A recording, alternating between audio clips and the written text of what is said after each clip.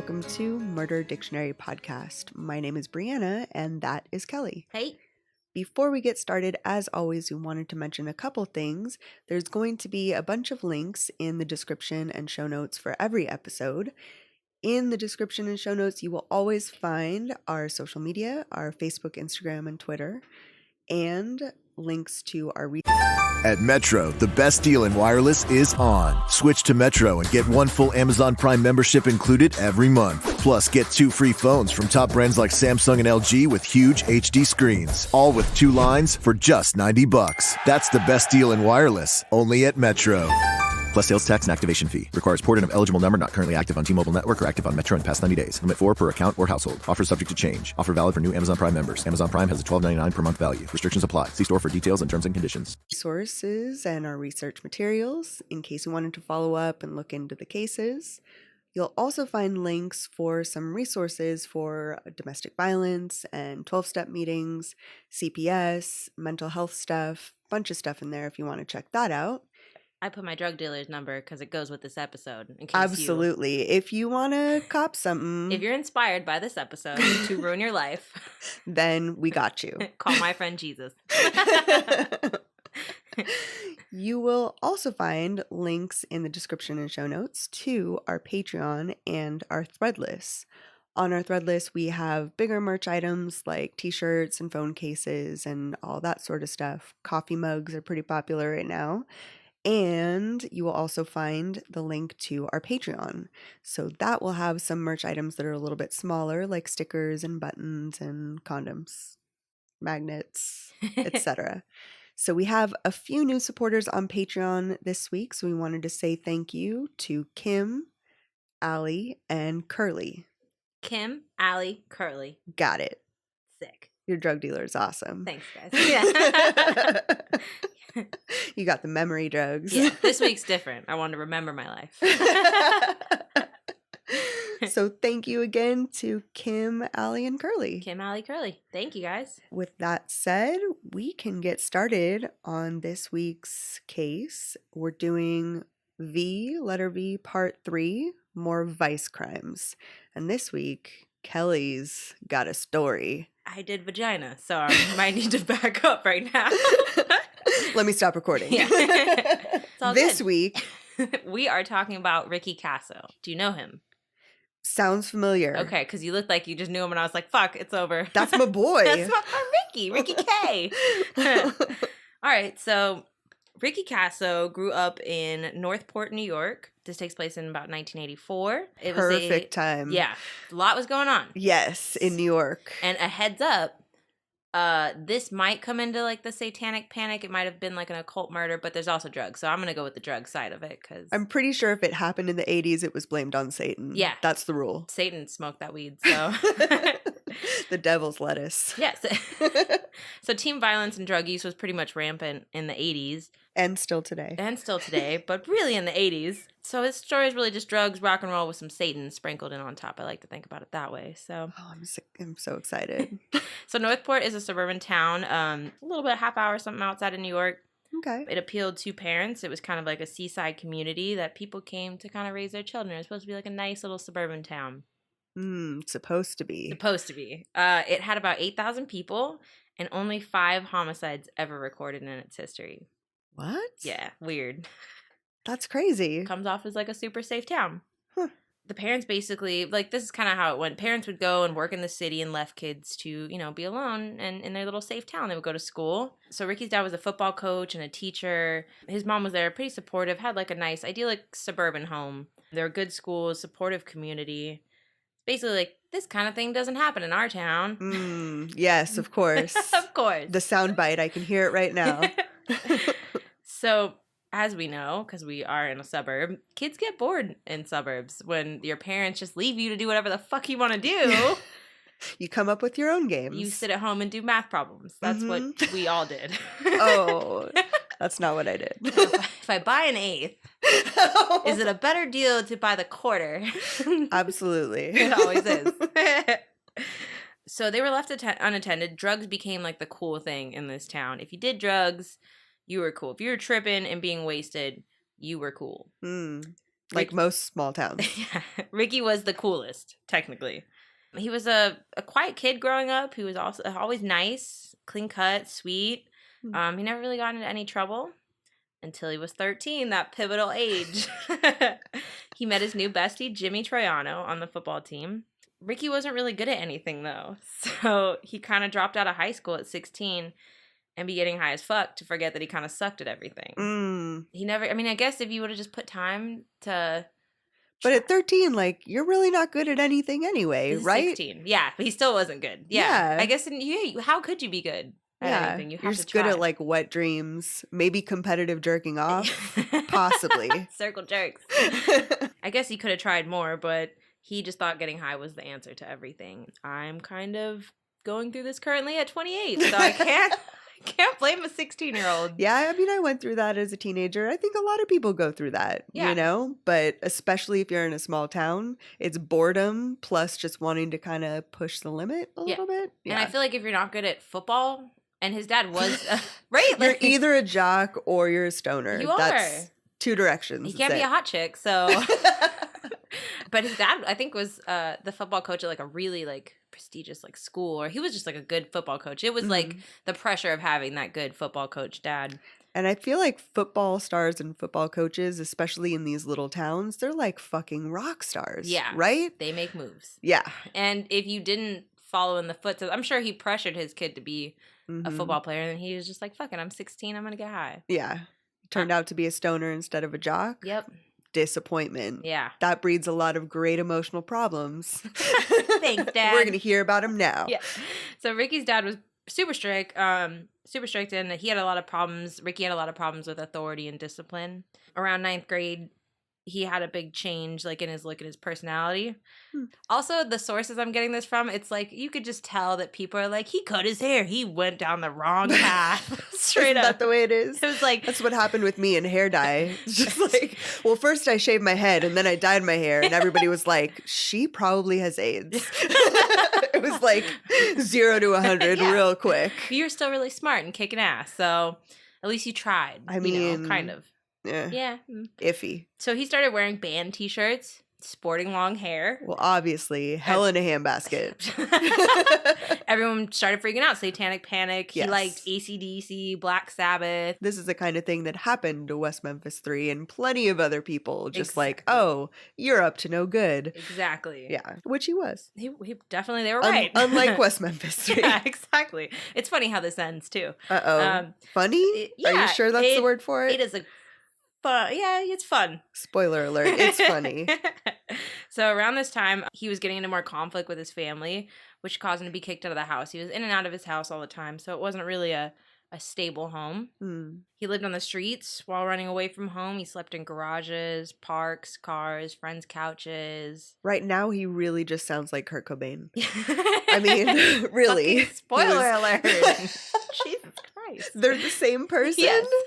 Amazing. I solved it. I'm going to take credit now. We're done. So this is Murder Dictionary. So he also started committing small crimes and getting into trouble with the law, just going downhill. He was caught stealing skulls from an Indian cemetery. Whoa. Yeah. Which sounds stupid, right? Why is poltergeist out at this time? Or there's no mention of shoplifting or any sort of anything up until now. No. Then you're going to steal some skulls? Yeah, from an Indian cemetery, which I think is a Native American cemetery, which is just way... That's escalation. There's just no... Yeah. What? Baby steps, bro. Yeah, so people Steal thought... a rabbit's foot first. Buy one. Steal some more drugs. Rob your local drug dealer. So people thought it was for like a satanic ritual because he's stealing skulls, when in reality it was just he was trying to score some funds for drugs. He was going to sell the skulls or trade it for some drugs like a smart kid. Really? Can you just walk up to a dealer like in a park and just hand him a skull? How much drugs can I get for this? Well, you could put your weed in it if you open here. If you open the jaw, it's a good stash spot, man. You can just smoke through the nose.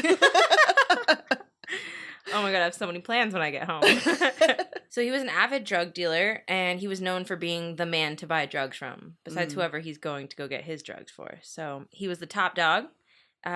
Basically, these kids had this spot in a park where they would hang out under a gazebo. They had this one spot in the park where they would get high, the cops kind of shuffled them to that spot and left them there to have their fun. Like, basically, if they're not breaking into stuff and robbing, because some of his friends that are in this did rob, and do little petty crimes like that. I think there's always an area that cops give up on. Yeah. You know what I mean? Like, they just kind of push you to one part, and then they're like, well, that's the part where all the bad people go. It's easier to control, right? If you know they're going to be there, they're not going into someone's house or doing anything. So they were kind of cool. It's like, stay there, have fun, don't light anything on fire.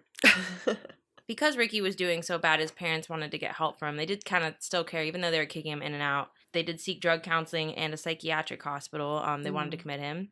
He was admitted to South Oaks Psychiatric Hospital for drug and mental health rehabilitation. About a month after stealing the Indian skulls, he was admitted to a hospital for pneumonia. Okay, so his parents were like, hey, this kid has some psychiatric problems. We want to involuntarily commit him, Mm-hmm. The doctor said he was antisocial, but not psychotic, and posed no violent threat. I don't know. He will be proved wrong, I'm guessing. I don't know if he guessing. took it as a challenge. He's like, watch. Right. Oh, I see you. And I raise you. And the best part is that he became fascinated with Satanism while searching through the library one day. He's just hanging. So he did what his parents told him to do. That's how it happened? Yeah. He's like, well, if I'm going to be studying, I'm going to study something I'm into. And he's like, oh, dark arts. Yeah. Satanic Bible? I will take that out for 3 days, please. Here's my library card. But he used to walk down the street and at school and stuff and would say, "Hail Satan," which if he was only around for last podcast, he would have fit in perfectly. It was before his time, Yeah. Fun fact, I didn't know the Church of Satan is in New York City. Didn't know. I don't know anything about Satanism. I also liked, because we have this idea of Satanism and the idea of it being like ritual sacrifice and just harming people and everything like that, the idea of what the church thinks is totally different than what it actually is. So I guess they accept man as like he was who he really is, it's exercised, not exorcised, it's like celebrating man, not worshiping the devil really, like more of a spiritual look versus carnal. Satanism basically provided moral freedom for Ricky, which led him to just party with drugs.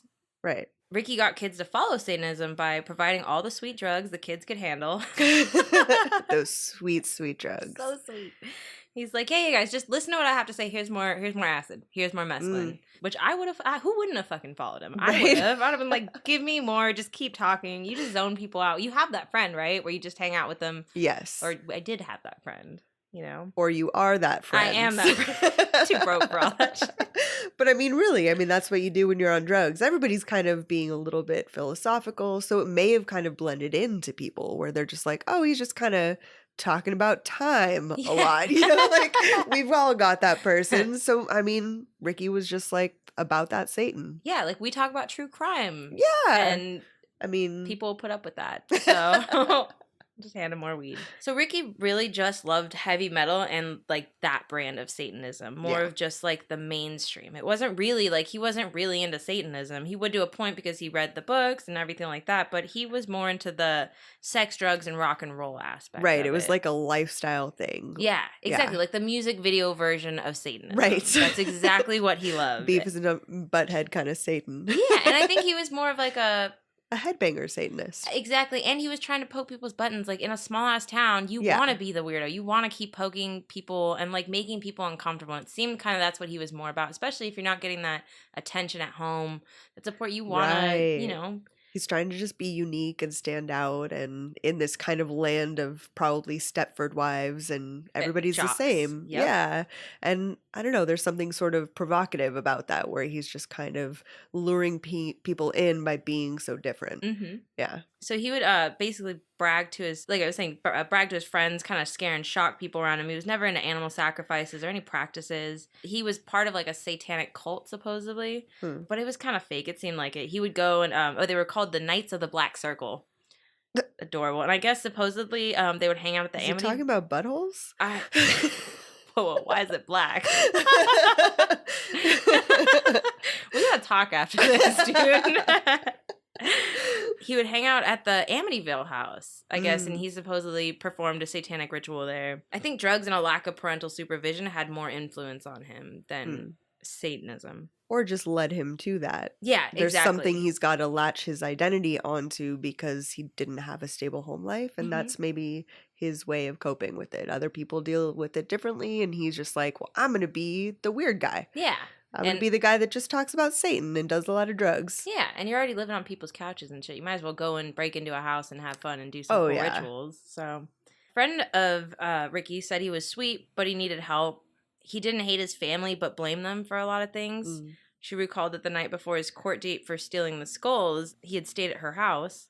He eventually went home, but wasn't allowed to shower, eat, or go in the house. By his parents? By his parents. Oh. After court, his father let him off and let him out in front of a store when Ricky asked for a quarter to get a bagel or some food or whatever. His father said no. So Ricky kicked the side of his father's Corvette and put a dent in it. His father took off and later came back with $2 for Ricky and told him to never contact his mother or sisters again. What? He was cut off. No. Carolyn. How old was he at that time? He was about he was about late teens. Late teens, yeah. Mid to late teens. Exactly. Wow. Too fucking young to be kicked out of the house. That's so sad. I mean, I know, he's doing a lot of drugs. I'm sure that he had siblings. Yeah, he had right? 2 sisters, I believe. So I'm sure the parents are trying to look out for their other kids or whatever, but you just have to step up as a parent and try and fix it. And it sounds like they did a couple things, but ultimately gave up. Yeah, they did and that give up. Sucks. And I guess he did end up coming back, because he goes in and out, but it got to a point where he was openly telling his mom, all right, Mom, I'm going to go get a couple hits of mescaline and I'll be back. Oh. And at least you're being honest. Yeah, but that's got to be so heartbreaking as a parent. He's probably not asking them for money. So that's kind of good. Well, at least he didn't live at home until 45. Yes. That's the flip side. Yes. So I found some quotes that kind of speak to his character. I found some good. Okay. These are just some fun quotes that I thought, Mike McGrory said, Ricky always had that spaced out look about him. He used to run his mouth about being satanic. Like he is the devil. When he was high, he'd always sit there and laugh out loud like he was trying to pretend to be crazy instead of actually being crazy. Yeah. That's so telling. Yeah. Because you know that thing where you're talking to someone and you're like, this is an act. You see right through it. That's such an uncomfortable feeling. Yeah. To feel like you actually see someone's true self pretending to be someone else. Yeah, dude, cool. We get it. You like Satan. That's right? Sick, man. What about sports? What's up with the Super Bowl? You want to throw the pigskin around or anything? Not sacrifice it, but just actually throw a ball? You put acid on the pigskin. Okay. That's a different touch, but not I'm chill, in. Dude. Not chill. Ricky actually said to his mother, death would be the ultimate high. Oh, no. No? What? Don't tell your mom that. Oh, okay. You're right. Tell some random lady next to you that you are fucking and doing drugs with, That's true.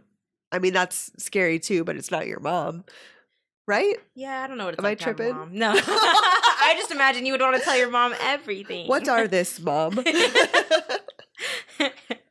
Another person, I like this guy, Mark Fisher, said, I've known Ricky since the 6th grade. First time he tripped in 7th grade in art class, he'd drawn a dragon on the board and said it started to move. First time Ricky got in trouble was 8th grade. He stole a container of High C from the church. Kind of ironic that he ends up worshiping Satan and starts by stealing from the church. Wow. Oh, man. I got some good quotes that I really love. It just really, because you couldn't get a lot on what he was as a person besides a complete acid head, Yeah. That's cool. But the accounts from his friends or people that he did drugs with are really good. This man was labeled Teen Dust Head #1. Wait, whoa. Dust head. They do angel dust, by the way. There's not just acid in this story. Yes, so dusty. Oh, so love dusty. it. Dusty bottoms. Ricky took everything just like Jim Morrison. The younger crowd was impressed by what he did. About 6 months ago, he started going to the South Bronx with a friend of mine. He used to drive in, get dusted, and drive back. After 2 months, they finally crashed my friend's car.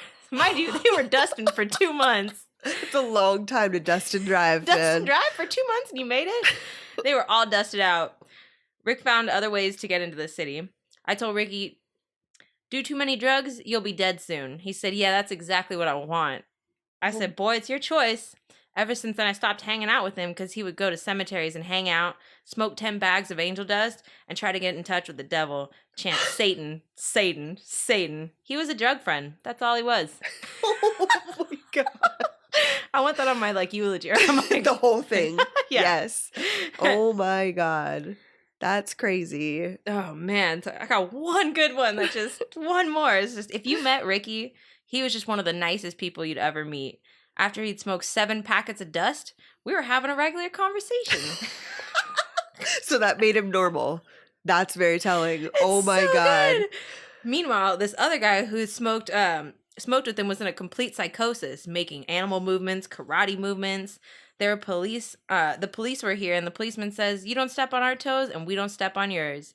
Ricky would take 10 hits of mescaline a night. He would take 3. 10 minutes later, he'd take another 3. And 2 hours later, he'd take another 4. He'd figured out in his mind how to take the most without ODing. Ricky is the Acid King. Jesus. Wow. Love. No.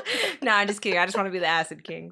So. That's just crazy that your brain gets more normal when you're high as fuck. Yeah, there's some Everybody people, else is karate and animal shit. It's but fucking you're PCP. normal. Yeah, who's cool on PCP? Who can who can sit in one spot on PCP? And also, everyone thinks Jim Morrison's real great. So do I, until you have to be in a car with him driving. You know what I mean? Like, it's all fun and games until you're actually dealing with it in real life. You're face to face. Right? Yeah. It's fine to be the Lizard King until you fucking can't see the road. And then you realize you hate lizards. They're kind of gross, right?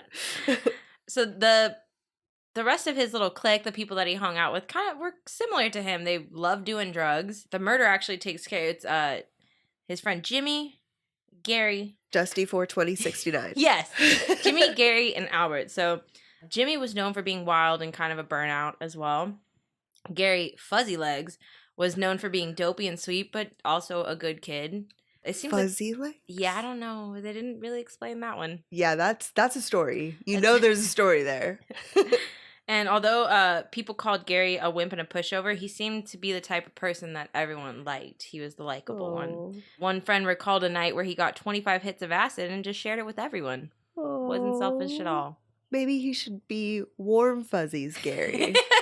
Dad jokes. If I ever got called fuzzy legs, it's just because I just didn't shave my legs in the winter. Yeah. So I mean, that's what I thought. I was Yeah. just like, okay, so you have hair on your legs. yeah, he's That's just a hairy little man. chill, bro. So in spring of 1984, Ricky's life just was drugs. He was going to parties, getting fucked up, doing how much PCP and acid was his choice, and weed too, but that doesn't really count. So it doesn't really matter compared to 10 hits of acid plus Right. 10 That's packets of nothing. Yeah, so I guess they were at a party one day. Gary Lauwers stole 10 little envelopes while Ricky was passed out from dusting or whatever, or just getting high. He stole 10 packets or 10 little envelopes with the words "sudden impact" on them. This was the catalyst that basically ends it all. You Oh never my steal drugs, God. just buy them.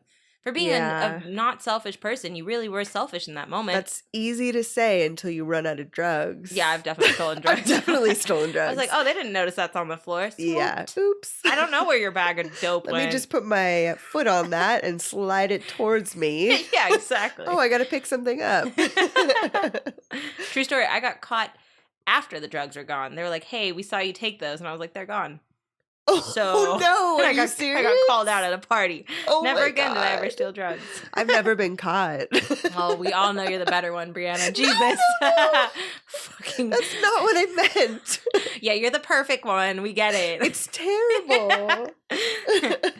So Gary was prompted to return 5 out of the 10 bags of PCP and pay for the rest that he had done. Supposedly, Ricky had just, after this, he just kept beating up Gary. Him and Jimmy would just beat him up, just beat the shit out of him. No. Yeah, well, I mean, that's what happens when you steal your PCP. Yeah. Like, you kind of get that. And they would just joke on him. They would just be mean. Regardless of the alleged beatings and Gary stealing from his friend, they still hung out and dropped acid and got... For a while, they for- just like kicking were it. chill with him, but would beat him up. Yeah, Like it's well, we nothing. beat him up. Yeah. So one day, the guys were hanging out around 8 p.m. They're getting dosed up per usual, taking hits of acid. And the 4 kids, Jimmy, Albert, Gary, and Ricky, go into the Aztecia Woods. I don't know what that. I'm probably not saying it right. So You're doing great. It sounds perfect. Azkaban, the Harry Potter reference. To take more drugs, and they started talking about the incident of stealing PCP, and they seemed to kind of patch it up. No, you never let that grudge die. Yeah. Once you know someone stole your drugs, you're not letting that go. I wouldn't. If they were already kicking the shit out of me, why the fuck would I go in the woods? Right? That's so stupid. Absolutely. That's so, oh man. I'll chill by the gazebo. You guys let me know when you're back. Yeah, Please. seriously. That's why I was always so terrified to be caught, because Yeah. you know that it's just the worst. Yeah. Not only embarrassing, but so they were in the woods, and I guess they had tried to start a fire, and everything was kind of like wet. So I think they took their socks off and stuff to just light a little bonfire, make it kind of cozy. I think Ricky suggested to use Gary's hair. What? And That would smell. Come on, Ricky. yeah, I mean, smart, because it would spark up instantly. So he's not mad at him. Under drugs, he actually does think better, you know?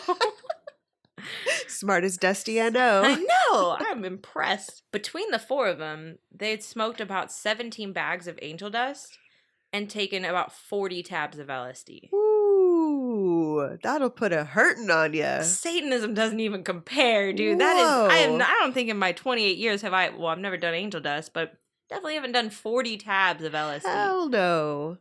Hell, that's, wow. Yeah.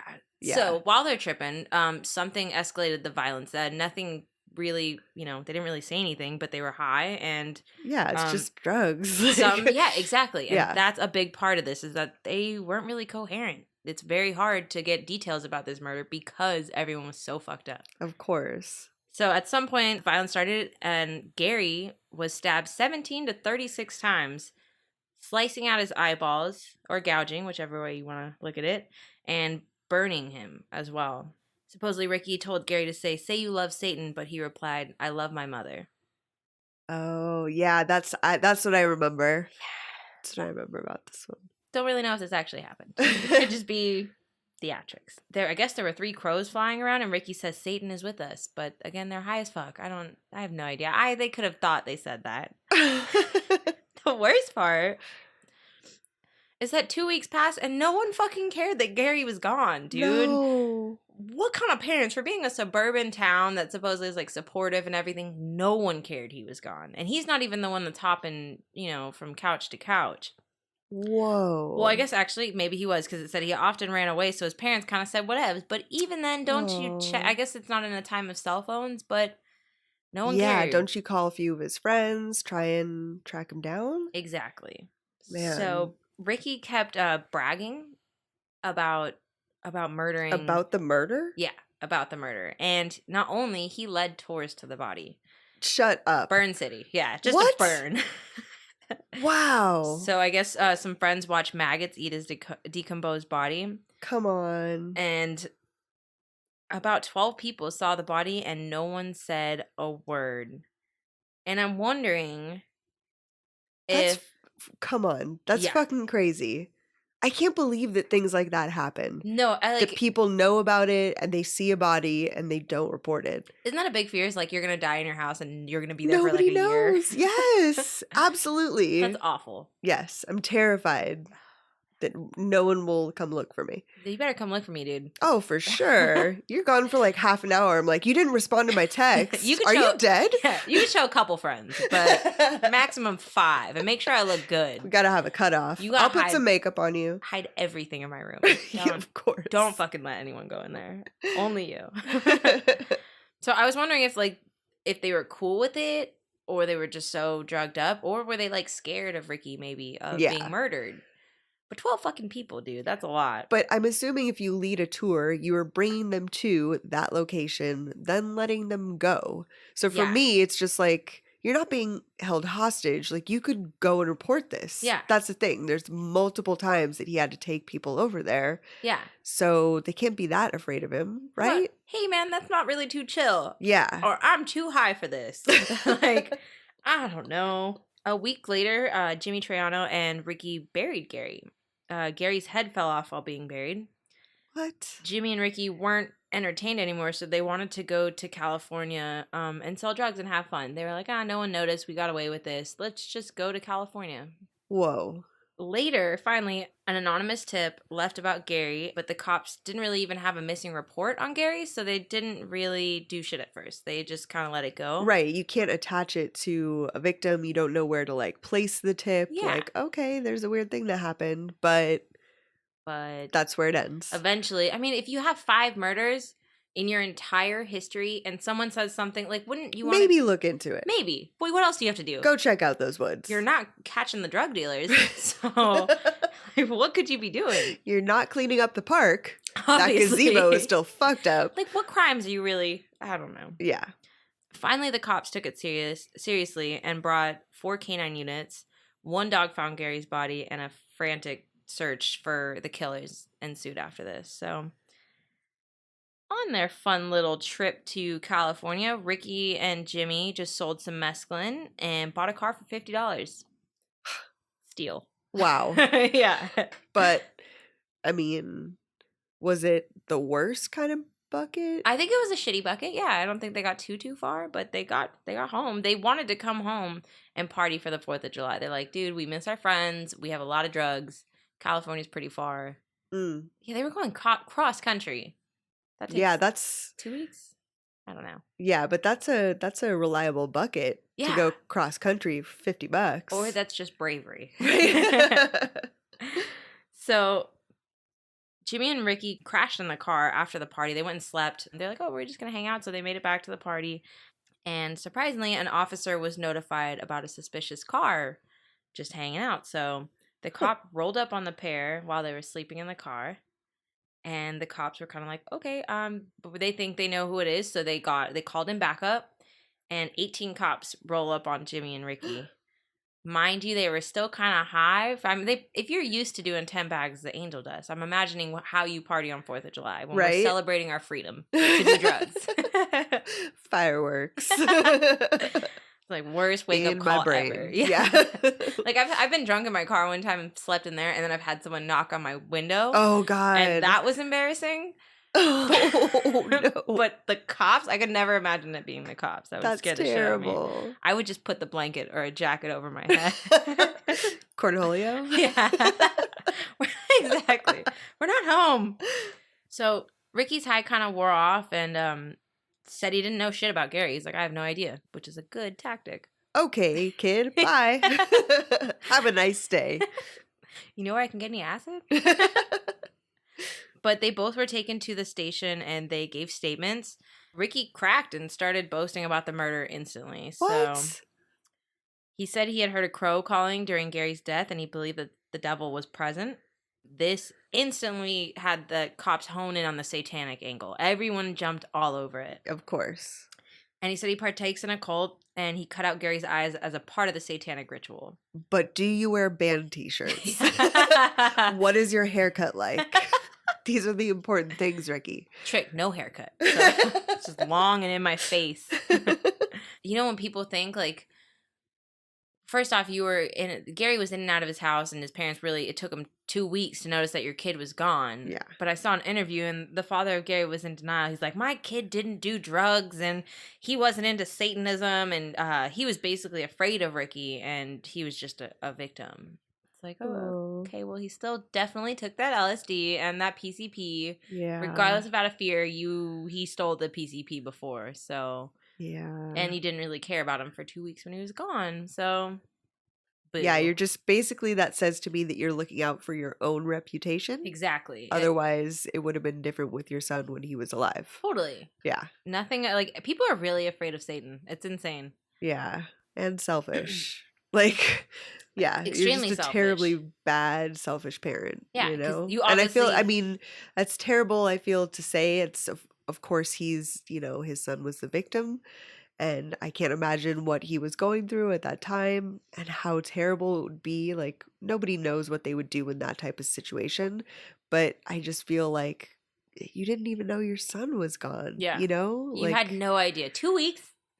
2 weeks pretty bad. That's bad, dude.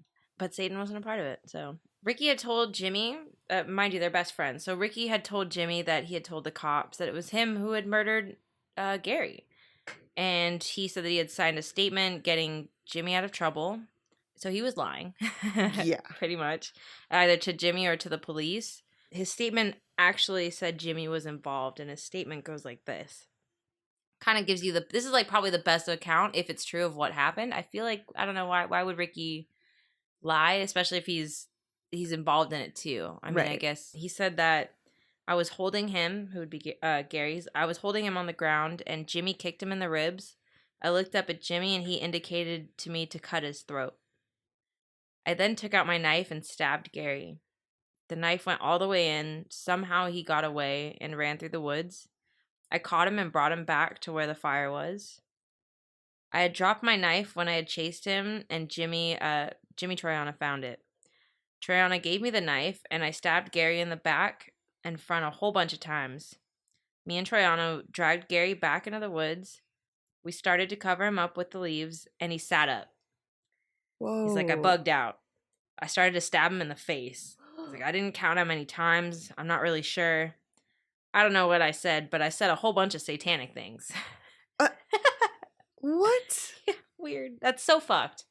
Who stabbed someone in the eye, dude? That's terrible. Like, my face hurts right now. Yeah.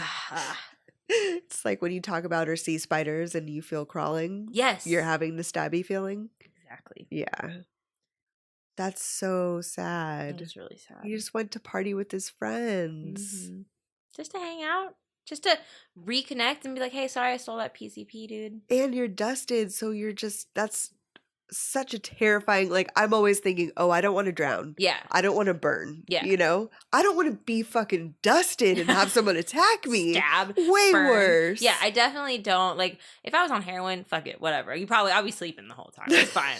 But drugs of choice, not angel dust and LSD, to where you're already thinking people are going to stab you. Yes. When they actually do it, it's a whole nother thing. It just must be a kind of level of terror that no one could ever relate to. Yeah. That's awful.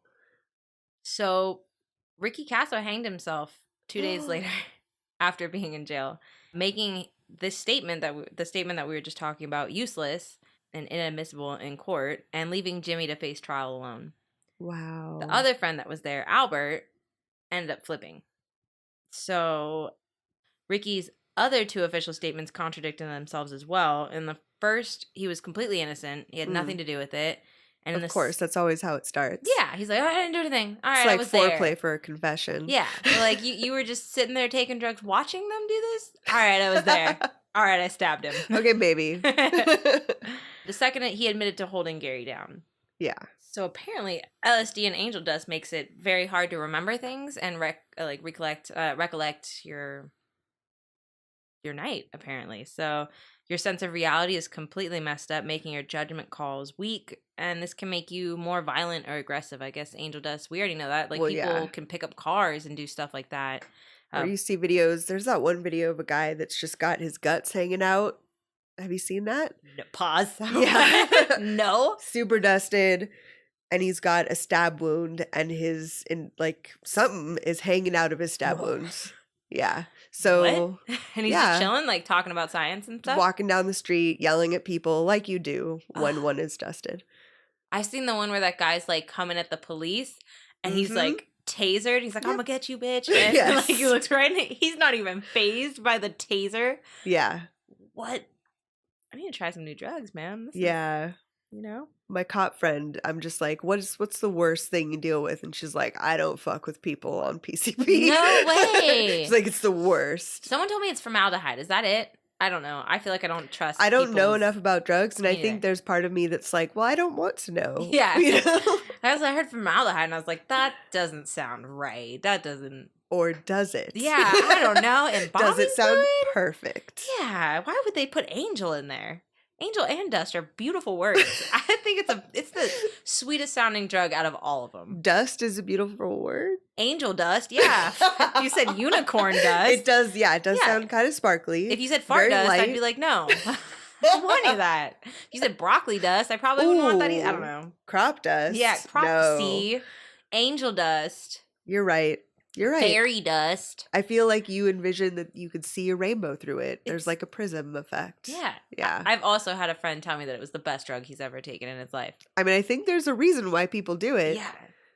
True crime and angel dust? I'm just going to start lifting everything up. Ah! Manson wasn't a serial killer. Gonna pretend I'm Godzilla in here and just like crush everything. That'd be so fun.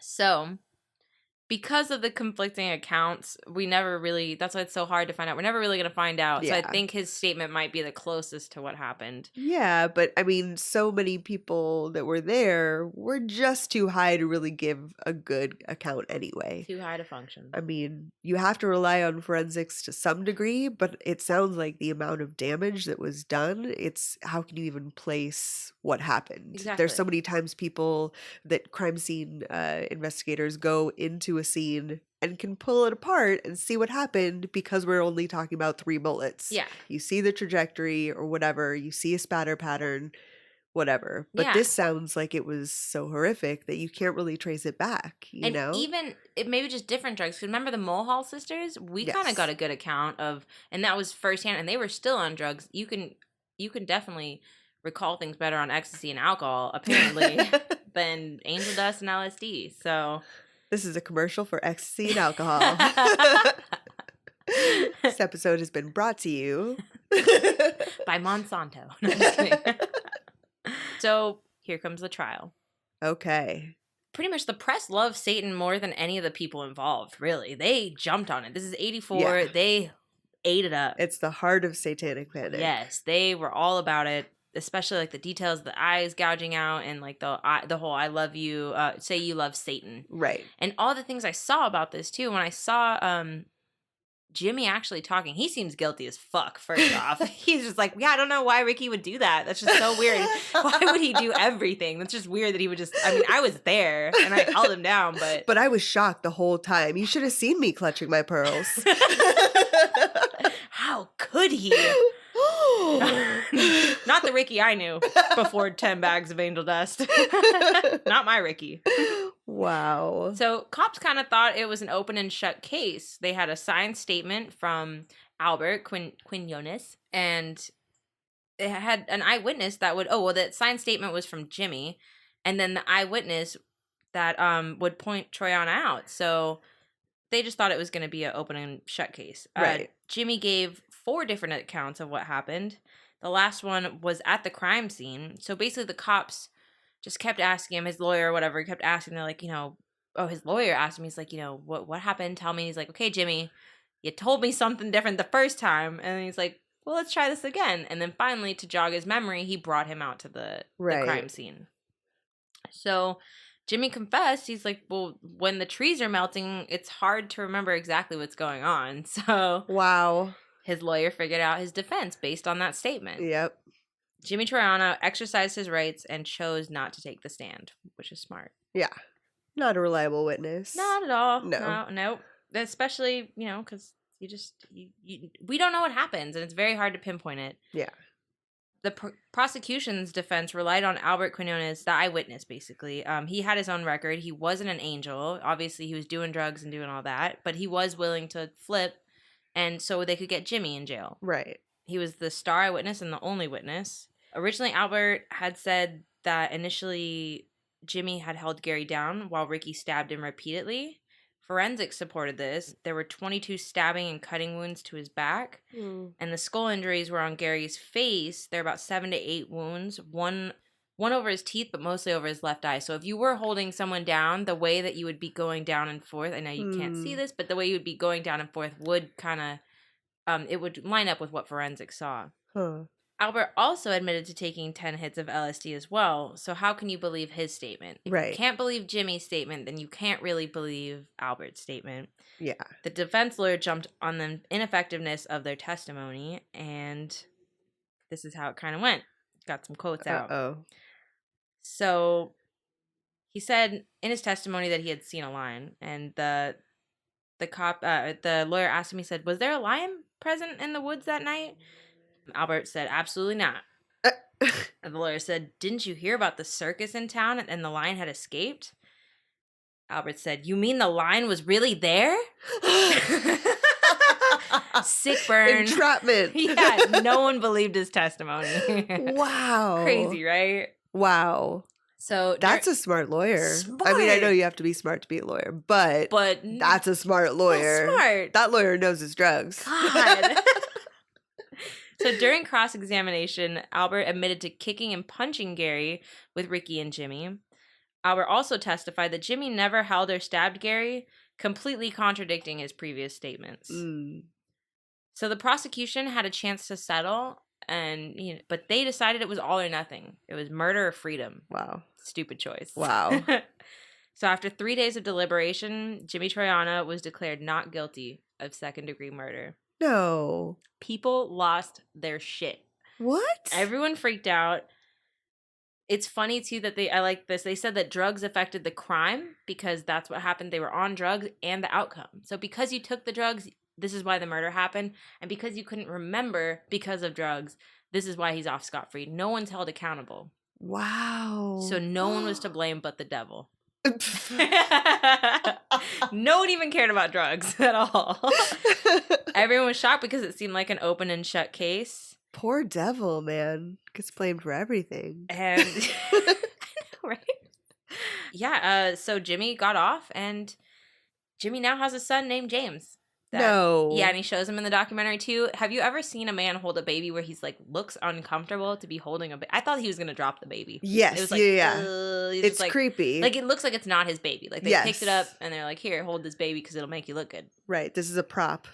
Exactly. So I guess teen murders, kind of rose after this, and it kind of ties into that whole fact is that teen murders in the 90s after this rose. We have school shootings and just a bunch of really young kids going through this, and it wasn't because of your like race or how much money you had and stuff like that. I can't use my words right now, but it was because how could it happen in a town like this? We have the supporting community, we have our football teams and all that, and that's what seemed to be kind of like the trend after this is that people from good homes started losing their shit. Small suburban towns.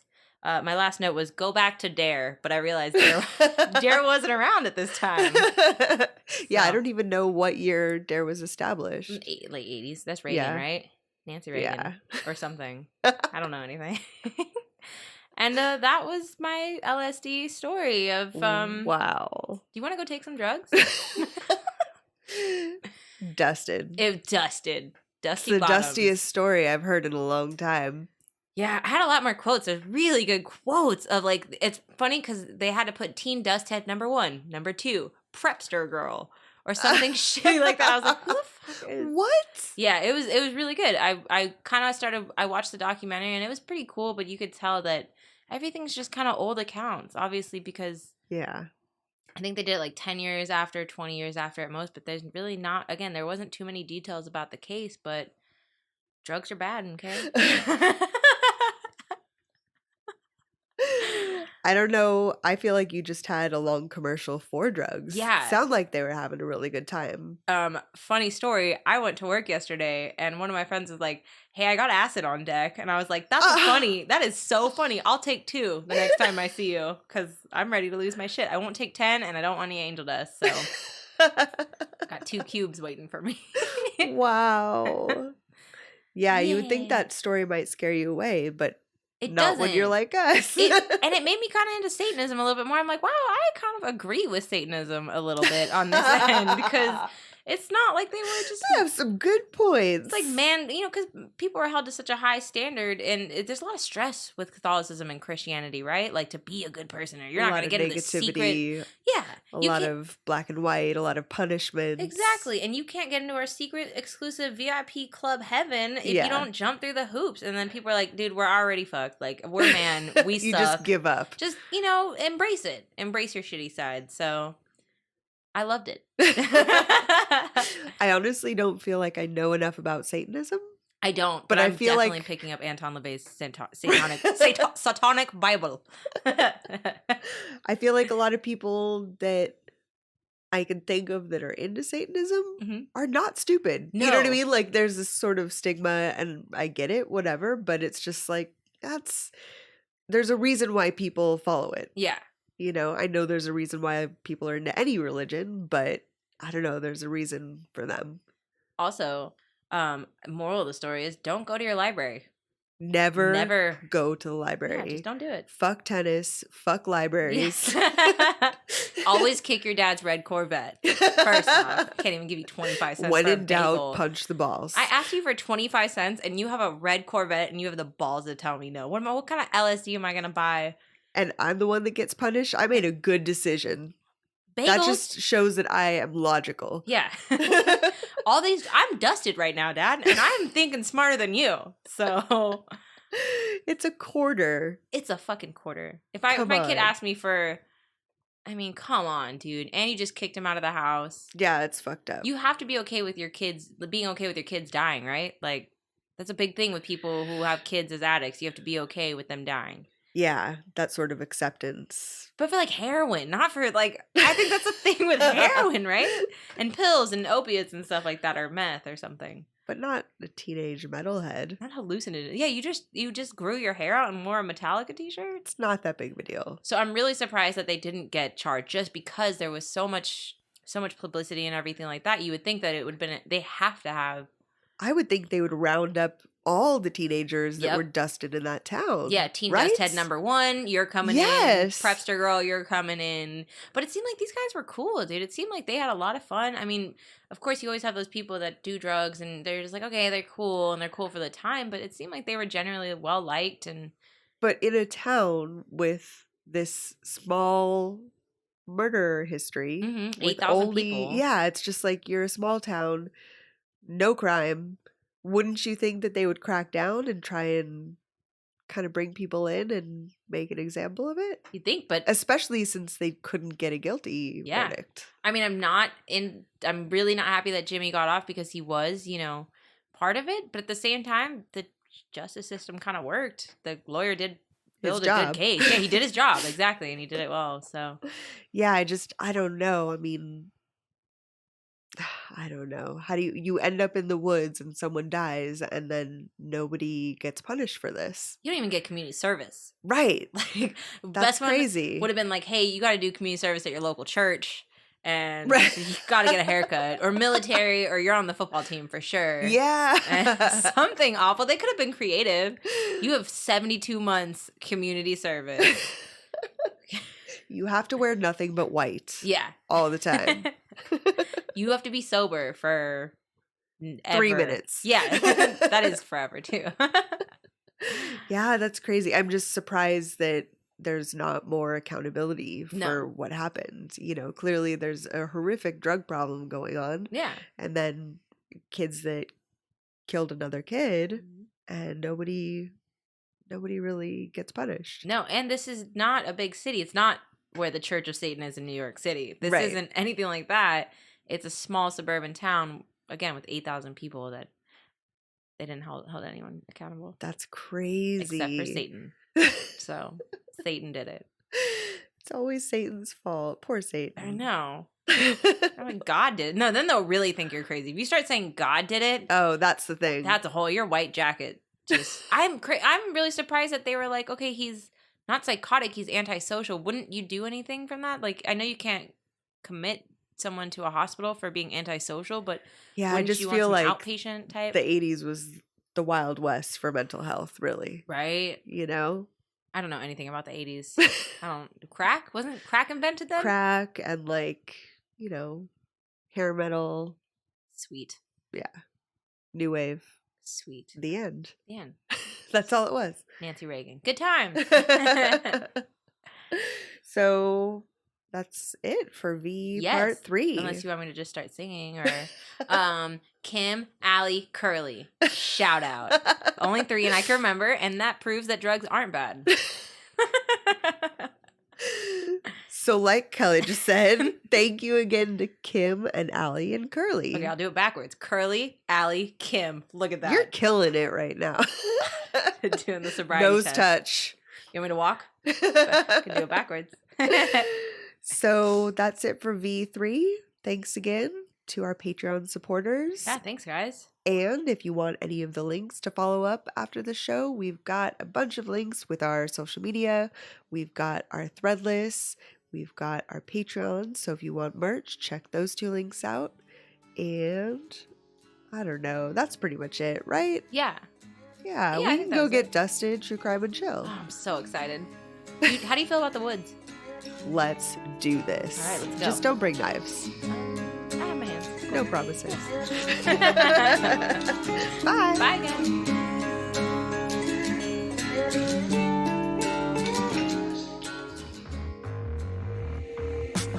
Hey Meg, are you terrified when you see a large group of people dressed in the exact same outfit? Usually. Al, are you strangely intrigued by the idea of wearing linen to appease alien overlords? Mm-hmm. Do you find yourself sucked in by documentaries about cults from the 70s? Absolutely. Do you like your podcasts with wild but educated speculation? If you've answered yes to any of these questions, check out Can We Cult, hosted by me, Allie. And me, Megan. We're 2 cheap wine aficionados / best friends living in Portland, Oregon. Sure, we have some formal training and we do work in social services, but we got our real knowledge about cults from documentaries, books, Reddit threads, and again, wild speculation. Every Thursday, a new episode full of scary, sad, and hilarious stories with a whole lot of heart is released. You can check us out on Apple Podcasts, SoundCloud, Stitcher, and Overcast, as well as on all social media platforms at Can We Cult. Join us, won't you? Hi, my name is Melissa, and I'm the host for True Crime Asia. Each episode, I walk you through one crime from one country. Not only will we learn about murders, kidnaps, black market art trades, and so on, we'll also tackle Western misconceptions and stereotypes about Asia. Download True Crime Asia on Apple, Google Play, or wherever else you listen to podcasts. The best way to learn about a culture is to tour its underbelly. At Metro, the best deal in wireless is on. Switch to Metro and get 1 full Amazon Prime membership included every month. Plus, get 2 free phones from top brands like Samsung and LG with huge HD screens. All with 2 lines for just $90. That's the best deal in wireless, only at Metro.